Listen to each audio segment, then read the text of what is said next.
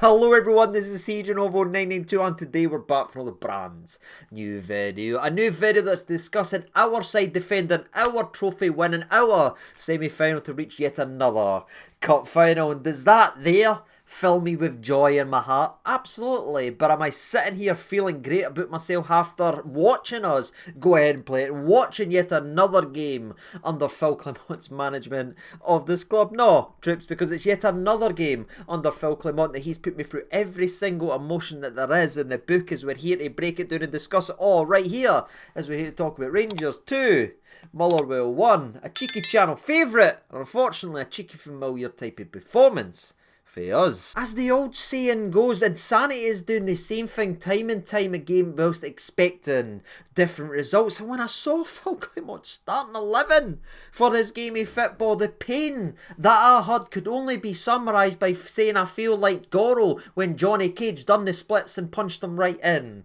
The old plump bags, if you get that late 90s reference, you're welcome for it. If you didn't Google it, the film's probably no any worth it. But I'm sitting back watching this game, gone through the ringer, getting the emotions, and I'm absolutely battered by how bad a lot of this game is, which is why I can't sit here and happy clap it and cheer it and say this and this and this and this and be absolutely buzzing. Trust me, I'm happy we won the day, right? But I'm not going to get lost in the fact that we were able to do a comeback win versus Motherwell. Do you know why? Because winning this weekend should be the minimum expectation we have as a Rangers fans watching this Rangers team earning the extortionate wages they actually make versus the likes of Motherwell, the resources they've got. We should be winning this game of football, and I didn't feel like we should happy clap the fact that we went ahead and did, because again a lot of the same problems persisted. The only shiny hope and the shine of positive and maybe the shine of what the future could possibly be as a team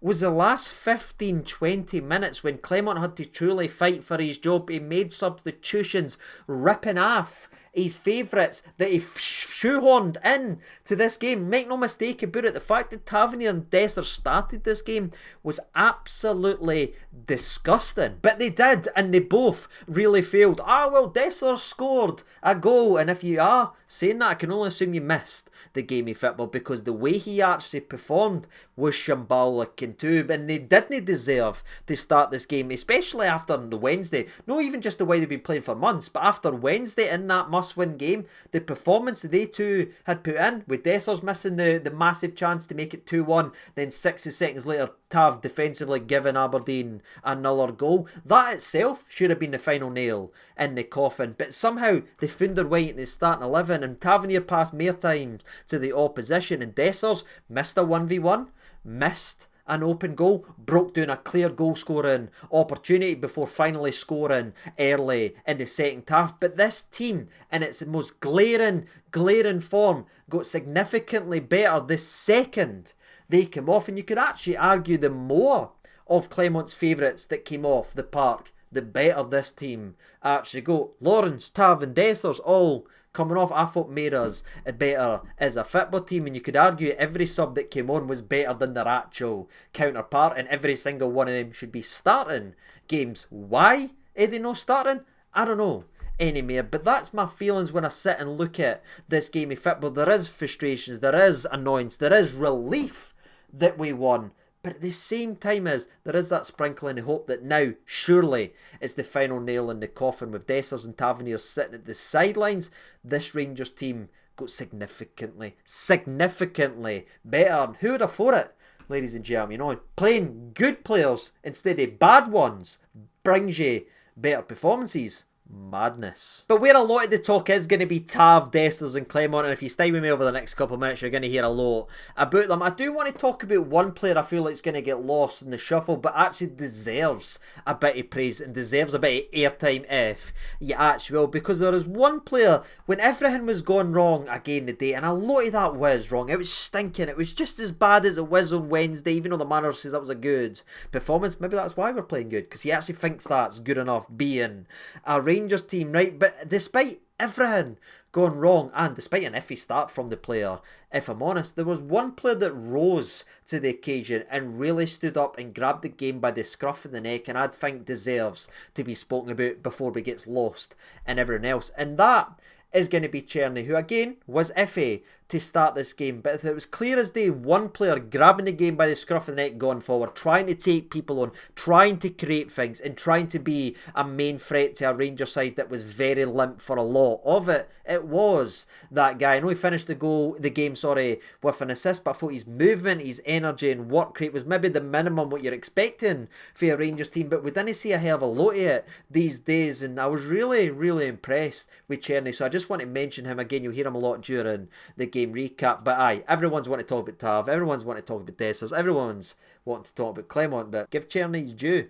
He was brilliant today. But getting into the actual game recap, because there is a hell of a lot to discuss, I want to go ahead and talk about the first couple of minutes that I'd actually argue was the best I've seen us play all season. Now, haters would say it's because they were smoking, I couldn't see any of the part, because I missed a lot of Tavernier kicking the ball. And I think the first 4 minutes of the game, Tavernier gave it to the opposition more than he gave it to our Rangers team, especially one where he just seemingly just booted the ball out the park, and you're sitting saying, what on earth is actually happening? This is the worst I've seen Tavernier play since Wednesday. But we slowly but surely found our way into the game, and a lot of that came down the left-hand side with Barami and Big Jeff. Now, Jeff does have a howler in about a couple of minutes, but stay with me for a minute or two, because he does get on the ball after some good play from Barami back to Jeff, who again didn't start on Wednesday because he was tired.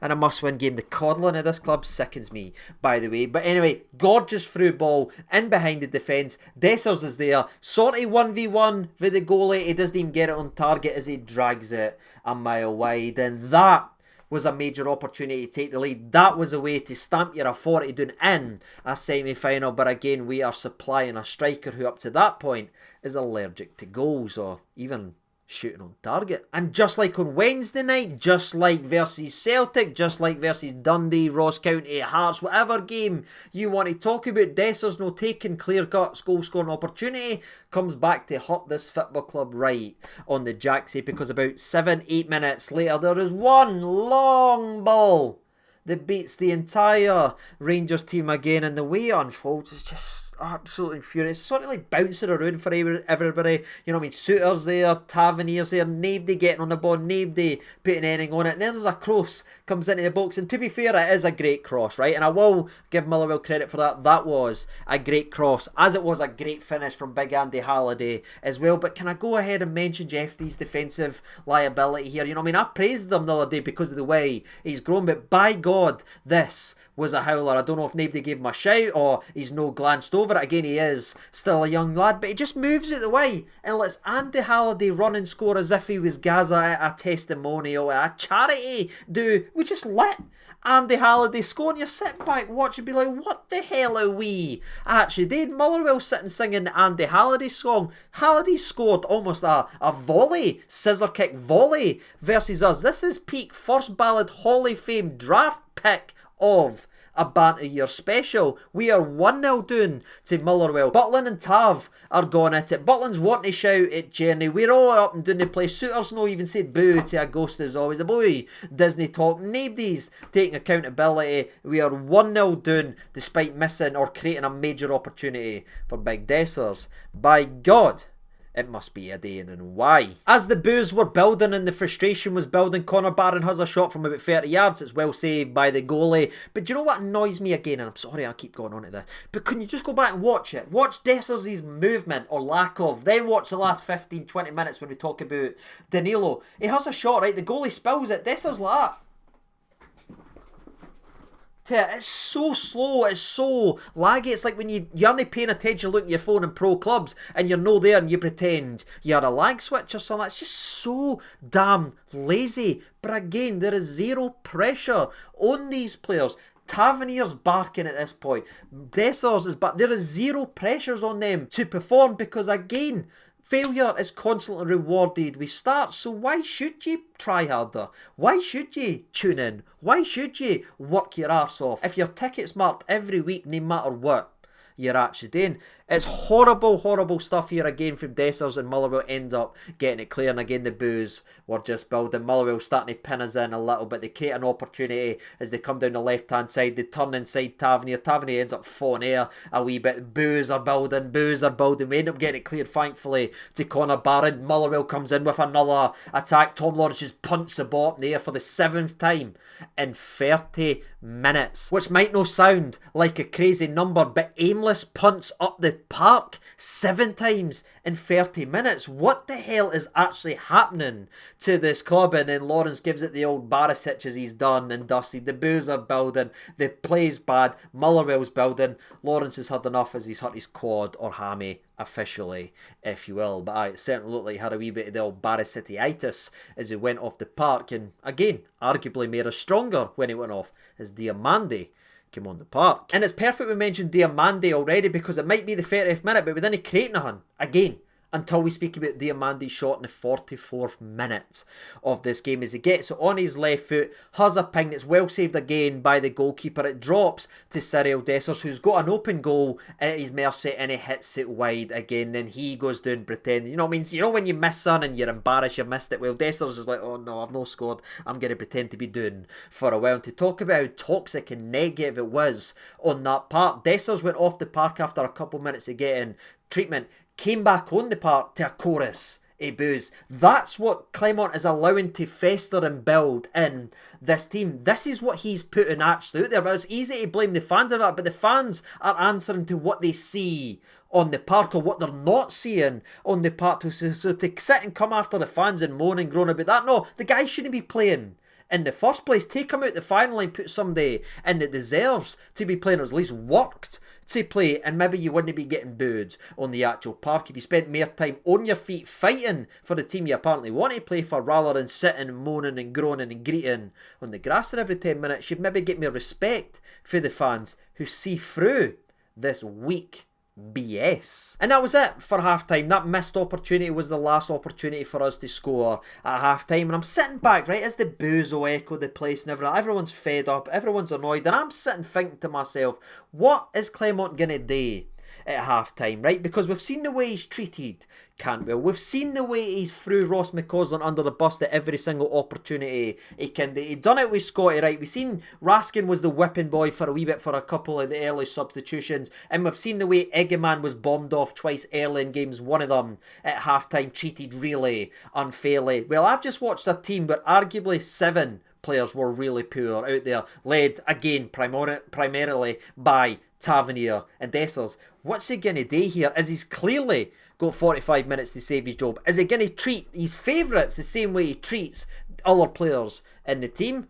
And the answer is no, as he makes 0 changes at half time, which left me absolutely gobsmacked. But what won't get spoke about is there was one clear change at half time, not from a Rangers end, but a Motherwell side. As for me, they absolutely filled their knick-knacks, troops, as they decided to part the bus. Where they were brave, doubling up on Tav and going after that, they made a half-time adjustment, being 1-0 half-time, to give us more time on the ball. And as we got more time to settle on the ball, our performance got better as they started to look a wee bit slacker. You could say they ran out of puff or no, but the clear difference in Motherwell's approach in the first half to the second half was glaring. It gave us some space, and we started to build from there. But again, a lot of our good play was building from the likes of Cherny, who again was grabbing that initiative, and it's no surprise it comes down his right hand side as he gets on the ball, it gets involved with the ball, it then goes to Tavernier, it then goes to Diamande. Diamande, gorgeous wee through ball to Connor Barron, who's running about like a wee pit bull,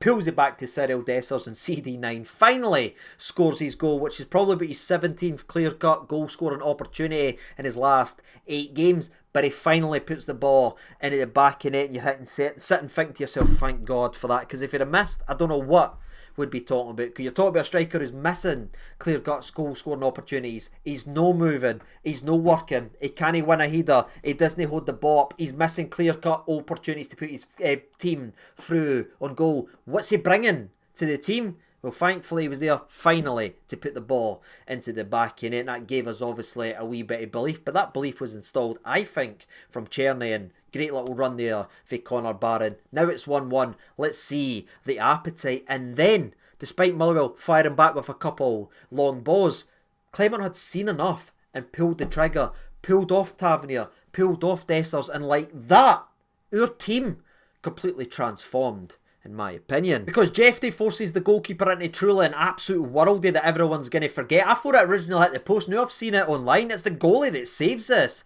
If he'd gone in and... Oh, sorry, I also forgot Tavernier missed an open goal as well when the ball got pulled back from Barami to the back post just before he went off. He ballooned it out of the bar, and I think that was the trigger for Clement to say, right, it's just about as bad as it gets. My gamble, my trust, me trying to force these players, it's not going to work. He needs to pull that out for the betterment of the team. And again, that's when we started to build. And that's where Sterling just shut down that entire side of the park. And that's a credit to Sterling, who's obviously been on the outskirts for a lot of it. But we've seen Nana do that at the side. Our team's look down the right has been when Nana and Sterling has now played. Surely it's clear now what needs to happen. Like, surely. Because less than 60 seconds on the park, despite not touching the grass for about 6 months, it feels like, in terms of Danilo, he's already shown movement. You know what I mean? He's pulling away for Gordon, he's pulling away for Casey, he's pulling in, he's got them running in, almost in to each other, and he plays a gorgeous little 1-2 with Cherny, who again forces the keeper into a phenomenal save. We end up winning the ball back. Highlight as Jeffy then brings the ball in, whips it to there. Cherny then gets a volley on target. It's building, but it's all just coming through the movement, and I didn't think I can stress it enough, just the difference that Danilo makes. And I love the way we end up scoring our second goal of the game, because it shows you what a striker on his toes can do. We didn't score this goal. I know it might just sound like I'm trying to pile on pressure and just moaning for the sake of more. We didn't score this goal if Dessers is on the park, because you look at the counter-attack after Motherwell's trying to get forward. It gets played out to Cherny. Cherny, bright with the ball, runs with the ball, but look at Danilo. He just pulls out of here, moves his entire, and he creates that space for Brahmi just to jog into. Now, does Brahmi get a wee bit of luck with his finish hitting off the defender and gone in to the back of it? Absolutely, ladies and gentlemen. But in terms of movement, creativity, and playing football the right way, that's about as good as it gets. And that front three is an exciting front three to me. Now, I know Danilo's not European registered, so he can't play on Thursday, but surely there's enough there now to go ahead and put that and install that in now. Just his movement was great. He's already got previous understanding with Cherny, having played for the same team in Dutch football, and just the way he played with Barami, who's a very clever player. That goes all down to three intelligent football players being proactive and moving both on and off the ball. No something we've seen a lot of, unfortunately, this season with guys leading our line. The only possible sour note during the positivity of the last 20 minutes was maybe Leon Balogun going down injured again, but I think that's just who he is now. You know what I mean? After a couple games, comes off 60, 70 minutes, somebody comes in. Loved the Nana substitution, wanted to see it versus Aberdeen, seeing him at the back line there. Pace, powerful, can move. They just had nothing after it. Absolutely nothing. We had a right back that was defending. We had a striker that was moving centre backs, that was forcing space. Cherny was on fire. Barami was heavily involved. Motherwell couldn't deal with us, and I know that is what it should be, but it's not been like that. Not only for the majority of the game, but also the last time we played Motherwell as well. It was just enjoyable watching this Rangers play the last 20 minutes. And again, I've probably said this numerous times, but the way the team ended this game is what should be the way it starts from now on, because it's got creativity, it's got movement, it's got defensive stability, and again, it just looks like a side that wants to play football, that's not beat down and carrying the weight in the world on their actual shoulders. And that's how I feel like about some of these players, and possibly that is a Tavernier conversation, because it's funny, right? Because I knew get accused of being too harsh on Tavernier, whilst for years I was called a Tavernier fanboy. I would love nothing more than to talk about Tavernier in a positive light, but Father Time is undefeated, and it's came for it's glaring that he's done now, ladies and gentlemen. And I hate that I need to talk about someone that's in the Rangers Hall of Fame this way, but he's just stayed too long. I don't know if his legs have gone, or his head's went, or it's a combination of both. You need to take him out the spotlight for a while and run with what we've got. We gave Dujon a new contract extension. We've got a loan for Nana. Let's see what we've actually got in there. Let Tavernier get a bit of time on the sidelines, and maybe he'll spark something in him. And that's the same for Dessers as well. Let's have him sit on the bench for a couple of weeks, sit there and feel sorry for himself. See if he comes out swinging, because I've seen a couple of players swing when it went down. I've seen the Barons, I've seen the Raskins, I've seen the Chernys, I saw the Barami swing the day when it was out there. Let's see the boys that was bombed to the bench come out with the same attitude and application. Let's not reward them for constantly failing and holding this team back.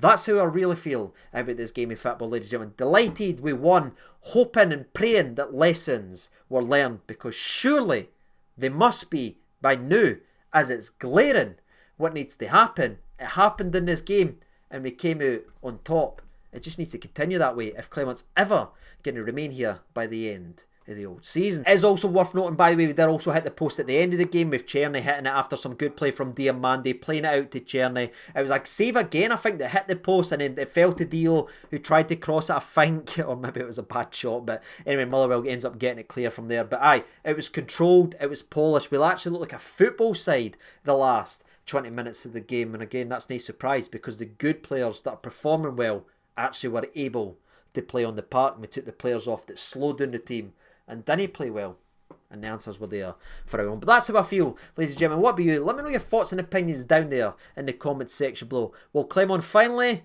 learn his lesson, or will it be the status quo again on Thursday? I think I know the answer, but I'm going to fool myself anyway and enjoy my next couple of days with a smile on my face. We've reached the final. What about you? Let me know your thoughts and opinions down there in the old comments section below. And until next time, I've been CJ92. Thank you so much for watching. All the best, and bye.